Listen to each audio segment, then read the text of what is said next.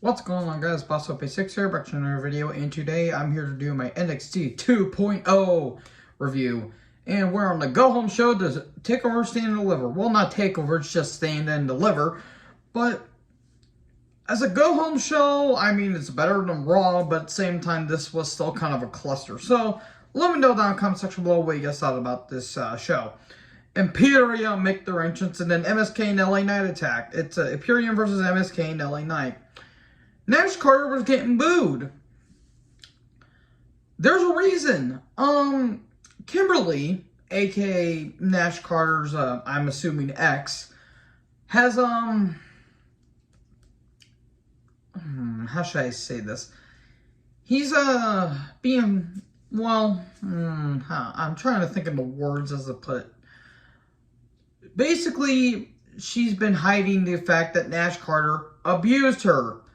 Allegedly. Now, whether the allegations are true or not, and to be fair, I'm starting to think that they're kind of bullshit. That's still a horrible thing. I mean, Carter was getting shit when he talked about, you know, how Izzy shouldn't have been in the ring, and frankly, she shouldn't, because she's, what, 15? And she's kind of training with a guy that's a known pedophile, but I digress. I digress there. Now, again, the allegations seem like they're nonsense, and there's been no talking about it. And apparently, if Nash doesn't respond 24 hours, you know, Kimber is just going to spill the beans. Now, I've talked to a couple of people about this, and it seems like that it's complete bullshit. I don't really know. I'm not saying that Nash is innocent, but I'm not saying he's guilty. I'm not saying that Kimberly is telling the truth or she's being a total liar. I don't know. I don't know anything about it. All she says is, I've been hiding the abuse for so many years. And I did talk to a friend of mine, you know, about not the whole situation, but just, you know, that context. And my suspicions were like, yeah, I'm a dumbass for why even, you know, talking about it. So, anyways, if anyone's concerned why Nash Carter was getting booed, that's why. That being said, the match was fine. It was, you know, nothing offensive. It's just two matches that were going to be set up. Walter is going to be taking on LA Knight, which should be a pretty damn good match. And MSK and Imperium are going to be part of the Triple Threat Tag Team along with the Creed Brothers. Again, match was fine, but in the end, Nash Carter takes a hellacious clothesline by Eichner and Imperium win. That was a brutal clothesline. Jesus. And the Creeds are on stage. Okay. Io and Kaylee Ray are backstage, and they're like, well, we won the Women's SC Cup to, you know, get payback for Toxic Attraction. About that later on. And, you know, the part of the Fatal 4-Way along with Cora Jade and Mandy Rose.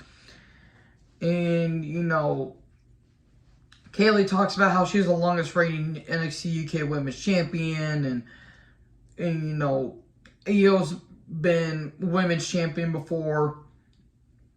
And they say they're both going to win the title. May the best woman win. Then Dakota Kai's backstage, and she's wondering where Wendy Chu went. Oh boy, we're continuing with this bullshit. More on Dakota in a little bit. Ivy Nile took on Tiffany Stratton. There was a thing backstage between her and Tatum Puxy, I think that's how you say her name, and she wants to be part of Dynamite. Well, we don't kiss ass, we kick ass, because Tatum was like cleaning like the mats and all that stuff. Who asked for this match? Now, Ivy should have beat Stratton in like 5 seconds at least. Then the smoke arises. Oh no, not the smoke! Oh no!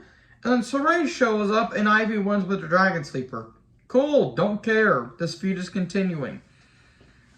Ciampa's backstage, and he talks about all the critics, and he talks about himself.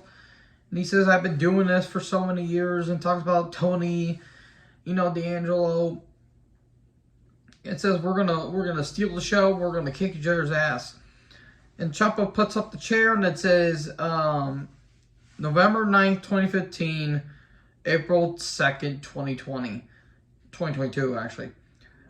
Now, if this means Ciampa's not going to go to the main roster and he's actually going to be leaving, I don't blame them because they're probably ain't going to be doing jack shit with him, but as a final goodbye for Ciampa, this means a lot to him. So this was some pretty good stuff. Ziggler vignette talks about, beating Steiner and all that stuff, and he's going to be walking out of St. Deliver as champion. I'll be doing my predictions sometime tomorrow, as long as my WrestleMania 38, the most stupendous predictions in the entire galaxy in the history of ever. Get it out there. Okay, Legado Fantasma come out. Elektra Lopez, yes please. Jade video package. She, talks about how she wants to be a women's champion. She draws Divas title. She kind of draws Divas title. That draw looked way better than whatever the hell the championship was.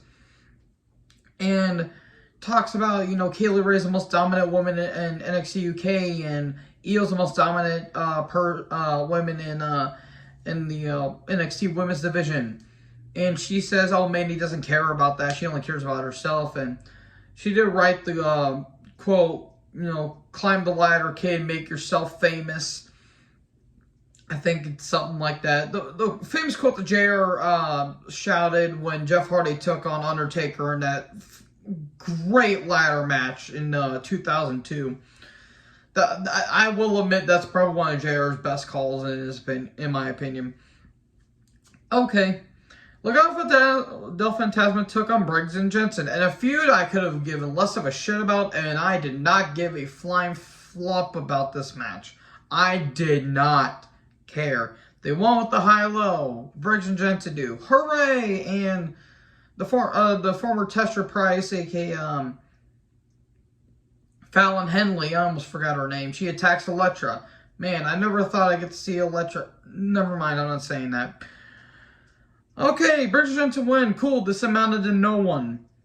Indy and Persia are backstage. While we have, how about we have our men, and while we have a Texas show-off contest thing. This is what they thought is going to be good on live television. Toxic Attraction backstage. I did not look at Mandy Rose's boobs. How dare you accuse me? They're making their way to the ring. Grimes is backstage. He says, this is going to be the most important match of my life, and when I win the NXT North American Championship, I'm going to take Tal to the moon. Toxic Attraction come down. I did not look at Mandy Rose's boobs. How dare you accuse me? Also, JC Jane and Gigi Dolan. God damn, that's all I'm saying. Typical promo shtick. I'll crush your dreams.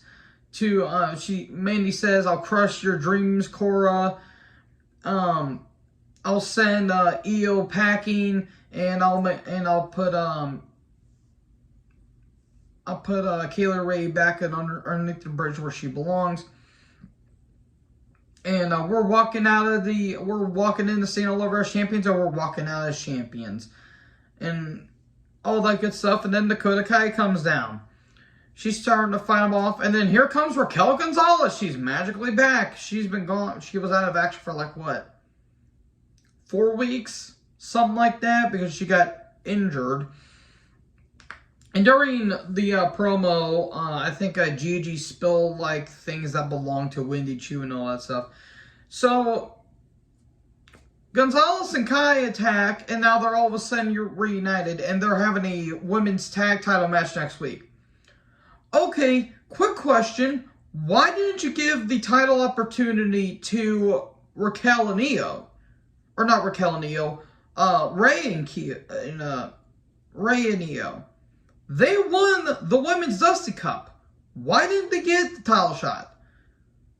If you won the Dusty Cup, does that mean you automatically get to pick what champion you want to fight? No, that doesn't make sense. At least when the makeshift tag teams actually took on the actual champions. When Aleister Black and Ricochet won the 2019 Dusty Cup, they faced off against War Raiders at TakeOver New York 2019. Why don't you do that? Did they not want Io and Kayla Ray to face off against Gigi and Jason? I'm pretty sure that's the whole thing. They want to get the revenge on them. Anyway, that's a giant plot hole that makes no goddamn sense. That's happening on the pre-show, by the way. Hayes and Williams are backstage. And he's like, I should be getting credit for, putting these matches together and all that stuff. Grayson Waller and Sanga show up because we cannot get away from Grayson Waller. He is annoying. And that's coming from me. He talks. That's all I'm saying. But Buddy Hayward and Andre Chase are backstage. And we get to Von Wagner, a.k.a. Mike Awesome. If you just take away the awesome, he is just Mike. Took on Buddy Hayward. Jack and Tom have their own commentary table, and I'm out of the show. I mean, I guess Von Wagner did a good thing later on, but I didn't care. I did not care about this match. Von wins, and then he attacks Ike Manjiro and Kushida, but he mainly attacked Ike Manjiro. And now Von Wagner is kind of a face now. Somewhat. Even though his face looks like an Easter Island statue. I don't care. And he rips off the jacket. Oh, the disrespect. Okay. D'Angelo video package talking about family and how dare you attack me from behind, Tommaso. I'm going to beat your ass at Stand and Deliver. Draco Anthony took on Joe Gacy. Who was looking at Harland? I realize it's this guy named Quincy Elliott. Apparently he was on NXT Level Up and he took on Joe Gacy. Okay, speaking of Harlan, congrats on getting married there, buddy. Good job. Good job. Actually, good for you. I didn't care. Gacy wins. Cool, let's move on. Nakia Lyons took on Florence Welsh. I don't know who she is. She had nothing against her. I just don't know about her. Lyons wins. Sweet Christ. That's all I'm saying. Then Lash Legends on stage. You're going to get a taste of your own medicine. We're going to have a match next week. Okay. Diamond Mine's backstage. Here's a quote from Malcolm Bivens. He says that after Roderick Strong wins this match and wins that TakeOver Stand and Deliver, I'll have more gold than Mr. T did when he was in the Hall of Fame. Okay, that was kind of funny, I will admit. Roger Strong versus A-Kid versus Cameron Grimes. It's a triple threat last chance match. Whoever wins is the 5th member of the 5-man ladder match. That's happening at Stand and Deliver for the North American title. Match was kind of a wreck, but kind of a condensed wreck, I guess you could say. A-Kid's a good athlete, Roderick's a professional, and Grimes is pretty good. Sikoa's on the stage, Solo Sikoa's on the stage, and Escobar's in the crowd, and then later on Weller joins as well. And Williams and Hayes are on the commentary booth. Everyone get in here. Again, it was a mess, but at the same time I kind of enjoy it. Roddy just worked his ass off throughout this entire match, delivering brutal chops. There were some brutal spots. Grimes took a pretty harsh looking bump on the apron. Why the apron bumps? In the end, Roger Strong hits a end of heartache, but I don't know where Grimes hits a cave in. 1, 2, 3, and Grimes is going to Stand and Deliver. And Williams says, at one point Hayes gets asked, who do you want to win the triple threat? I think it was Wade or Vic that said it. And he's like, well, I want A-Kid to win, but I don't want to get charged for hitting a minor. Okay, that was kind of funny, I will admit. And then Hayes says, your dad's proud of you, but after Stand and Deliver, I'm still going to be champion. And then Escobar says, nah, Chico, I'm going to be walking out as champion. Waller talks, and I didn't care. So, and then Sikoa says, the street champion's going to be the champion. And Grimes says, I'm going to take the title to the moon. And they have a brawl, and that's it. That's how you talk. That's how NXT ends. Not a bad show. There's been a lot better, though. Anyways, let me know in the comment section below what you guys thought about this show in the comments. Make sure to like, comment, subscribe, join the herd. I'll talk to you guys next video. Peace out.